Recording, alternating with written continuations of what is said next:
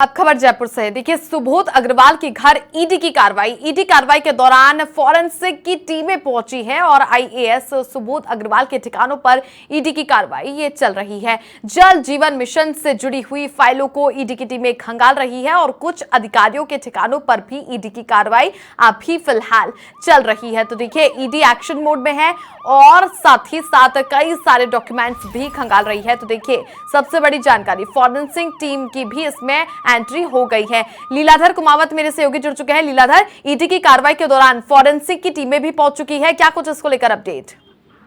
जी बिल्कुल छवि, आपने बिल्कुल सही कहा। जो जल जीवन मिशन से जुड़े हुए हैं अधिकारी है, एसीएस है, सुबोध अग्रवाल के घर में आज इनकम टैक्स की भी कार्रवाई हो रही है। इनकम टैक्स के अधिकारी भी पहुंचे हैं, साथ ही जो फॉरेंसिक लैब की है उसके भी अधिकारी है, कर्मचारी, उनका पहुंचने का सिलसिला जारी हो गया। जिस प्रकार से जल जीवन मिशन के अंदर हजारों करोड़ रुपए का जो घोटाला देखा जा रहा है, उसके अंदर अतिरिक्त मुख्य सचिव जो आईएएस अधिकारी है सुबोध अग्रवाल कहीं न कहीं अब घिरते हुए नजर आ रहे हैं। तो उनपे जो ईडी की कार्रवाई हुई थी, कहीं न कहीं केंद्र सरकार की में जो सांसद किरोड़ीलाल मीणा ने जो शिकायत की थी, उसकी कार्रवाई के तहत, उसकी शिकायत के बावजूद आज जो कार्रवाई हो रही है उसके अंदर सुबोध अग्रवाल है वो फंसते हुए दिखाई दे रहे हैं। और जहां तक बात करूं, मैं आपको बताना चाहूंगा फॉरेंसिक लैब के अंदर जो अभी एक जो अधिकारी है वो आई है और ऐसा महत्वपूर्ण दस्तावेज देखा जा रहा है कि कहीं ना कहीं उनके हाथों के निशान, उंगलियों के निशान फॉरेंसिक लैब के अनुसार, तो उसमें कहीं ना कहीं देखा जा रहा है कि जो जल जीवन मिशन को, जेजीएम को लेकर जो करोड़ रुपए घोटाले का मामले को लेकर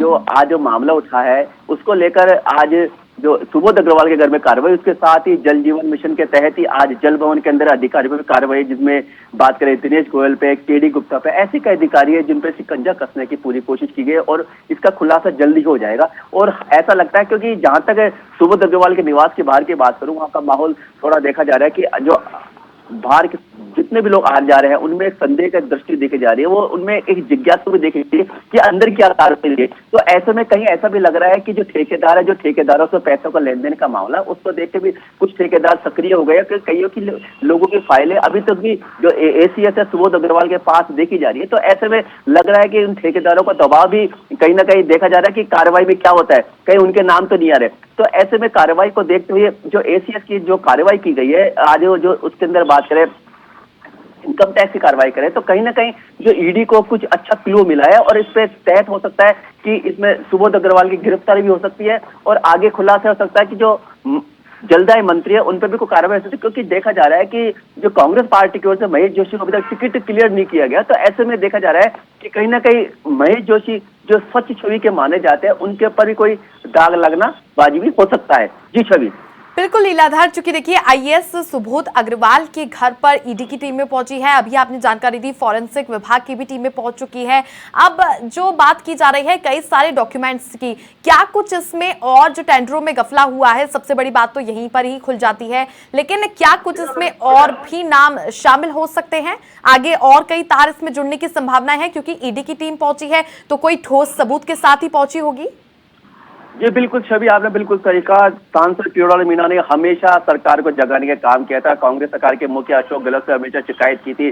Bharatiya Janata party press conference के माध्यम से कहा था कि जल जीवन मिशन, जलदाय विभाग में करोड़ रुपए का घोटाला है, 20,000 करोड़ रुपए घोटाला है, पाइपलाइन को बदली का मामला है, पानी के जल जीवन की बात की, पानी बचाने की बात की, पानी पिलाने की बात, क्योंकि केंद्र सरकार का जो जेजीएम योजना है उसके तहत जो टेंडर किए गए थे उसमें घोटाले का मामला देखा गया, उसमें 20,000 करोड़ से भी अधिक का मामला देखा जा रहा है। ऐसी कई फर्जी कंपनियां जिनके नाम से जो टेंडर पास किए गए उनको भुगतान किया गया है। तो ऐसे में जहां तक मंत्री महेश जोशी की बात की, उनमें जलदाय मंत्री के आसपास जो रहने वाले लोग हैं उन पर भी शिकंजा कसने की पूरी तैयारी कर ली। ईडी की टीम ने महेश जोशी पर पूरी नजर बनाई है, साथ ही महेश जोशी के जो व्यक्ति नजदीक है उन पे भी रडार पे देखिए। इस दौरान रिटायर्ड राजस्थान प्रशासनिक सहकारी जो अधिकारी थे महेश मित्तल, प्रॉपर्टी कारोबारी संजय बड़ाया, प्रॉपर्टी कारोबारी कल्याण सिंह काव्या, अधिशांसी अभियंता विशाल सक्सेना, माया सैनी और ठेकेदार पदम जैन, ऐसे कई लोग जिन पर ईडी की कार्रवाई, उनसे पिछले दिनों पूछताछ भी की गई है। तो ऐसे में कहीं ना कहीं ईडी को कोई अच्छा क्लू मिला है, ऐसी सूचना मिली, जिसके बाद आज सुबोध अग्रवाल के घर पर कार्रवाई है। सुबोध अग्रवाल की कार्रवाई होने के बाद